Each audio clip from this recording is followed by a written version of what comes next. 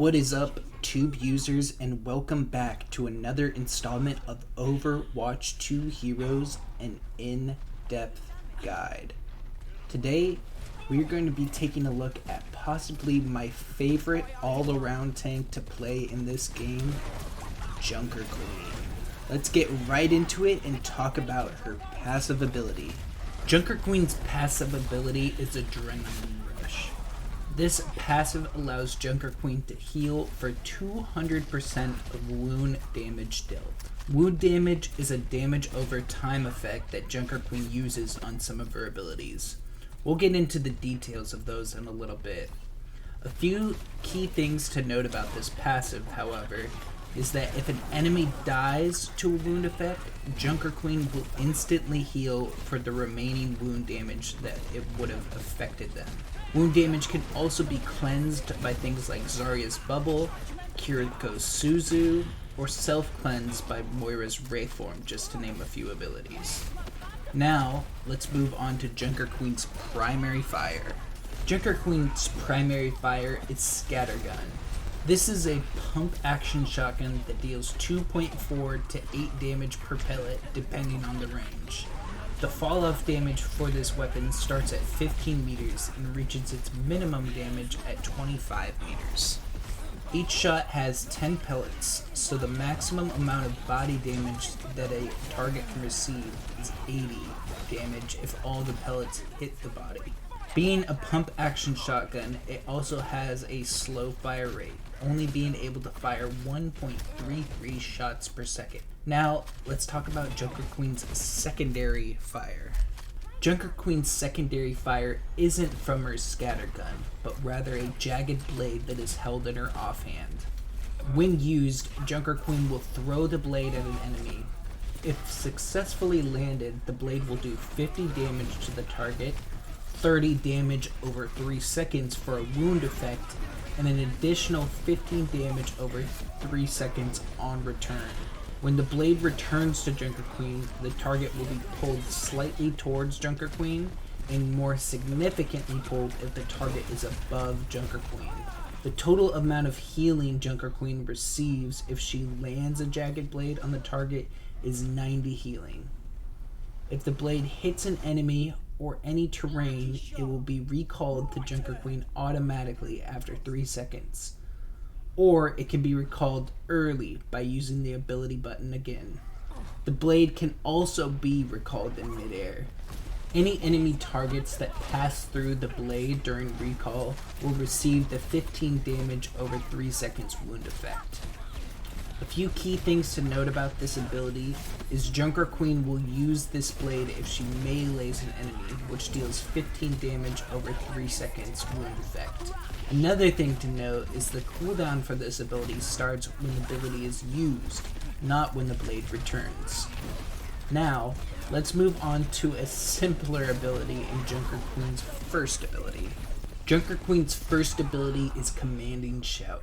This ability gives Junker Queen 150 over health and a 30% movement speed buff for 5 seconds. Also, allies within a 15 meter radius of Junker Queen will also receive 50 over health plus the 30% movement speed buff for 3 seconds. The cooldown for this ability is longer than most at 14 seconds. It's also worth noting that the cooldown for this ability doesn't start until after the duration of it ends. Now, let's move on to Junker Queen's next ability. Junker Queen's second ability is Carnage. This is a melee cleave that deals 90 damage on impact and applies a 40 damage over 3 seconds wound effect. This ability does have a slightly longer range than melee to hit at a maximum of 5 meters.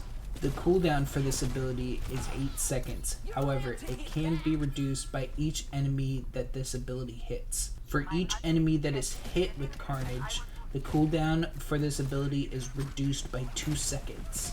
Each enemy hit by Carnage will also heal Junker Queen for 80 health over 3 seconds.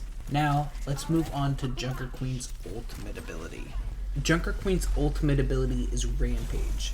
During this ultimate, Junker Queen charges forward up to 25 meters and deals 40 impact damage, plus an additional 60 wound damage over 4.5 seconds to all enemies within a 5-meter radius of her charge area.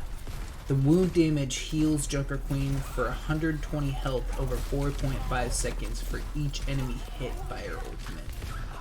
This ability also applies an anti-heal to enemy targets, not allowing them to be healed for the 4.5 seconds. Now that we've gone over all of Junker Queen's abilities, let's move on to heroes that counter and are countered by Junker Queen. Junker Queen is a brawler type tank and is really effective at dealing with enemies within a close range.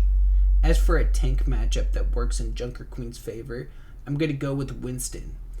Winston needs to be at close range to his targets to be effective. Because of that, Junker Queen has an easy time dealing significant damage to Winston with her scattergun, and she can effectively stop Winston from diving away by sticking him with her jagged blade. Hitting Jagged Blade is also fairly easy against Winston because it's such a large target. As for a DPS Junker Queen plays well against, I'm going to go with Mei. Mei is another character who's more effective up close, and with Junker Queen's high burst potential up close, this matchup favors the Queen well.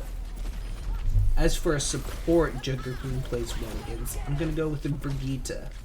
Again, Brigitte is another hero that is more effective up close in battles, which can be susceptible to Junker Queen's high burst damage, making this a good matchup for Junker Queen. Now let's talk about heroes that counter Junker Queen. Junker Queen relies a lot on her adrenaline rush healing to keep her sustained, so heroes that can counter that ability or can stay at range from her will have an easier time against Junker Queen. One of the heroes that plays well against her is Roadhog. Roadhog just has a high burst damage up close, more overall health, and more reliable and sustained healing than Junker Queen. Because of that, this matchup can be tough for the Queen. A DPS hero that plays well against Junker Queen is a Widowmaker. Because of her high damage from range, and Junker Queen having no barrier of any sort to protect herself, a well-placed Widowmaker can be a nightmare for Junker Queen. And finally, a support hero that Junker Queen has a tough time against is Ana. Because of her anti-nade negating all of Junker Queen's healing potential from Adrenaline Rush for its duration, and because Ana's effectiveness from range, this matchup does not bode well for Junker Queen. Now let's dive into some quick tips and tricks for playing Junker Queen. One of the best ways to get good with Junker Queen is to land Jagged Blades effectively. What you want to do if you land a Jagged Blade on an enemy is to hold it for a few seconds, because it will automatically return after 3 seconds, so there's no point in really returning it early unless you have the low ground on an enemy, in which case you want to try and pull them, because having the low ground will pull them further away than if you were on high ground. Another tip for when using your Carnage ability is it is a cleave ability, and it will always swing from right to left. So knowing that, you can effectively cleave more people by moving the screen around and cleaving more people that way. And as for her commanding shout, I typically use it to engage into enemies. Unless I need to survive or something, then I'll use it to disengage, but typically you want to use it when you're going to charge into enemies, because you have no cover or anything. You're basically left out in the open when moving towards enemies, so it's good to use that to get the movement speed plus the overhealth to create space into the enemies.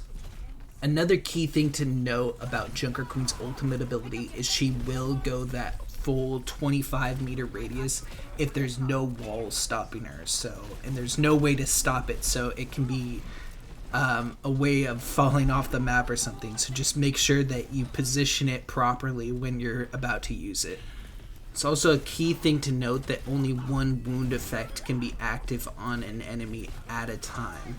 So if you land a Jagged Blade on someone and then try and Carnage them, only the Carnage wound effect will be active on them. It's whatever wound effect has a larger effect on the enemy will take place onto them. So just make sure that you use your cooldowns properly and try and keep only one wound effect up on enemies at a time. But that's all the tips and tricks I have today. Make sure to leave a like, comment any other tips and tricks or Junker Queen you have, and I'll catch you in the next one. Peace. That rhythm.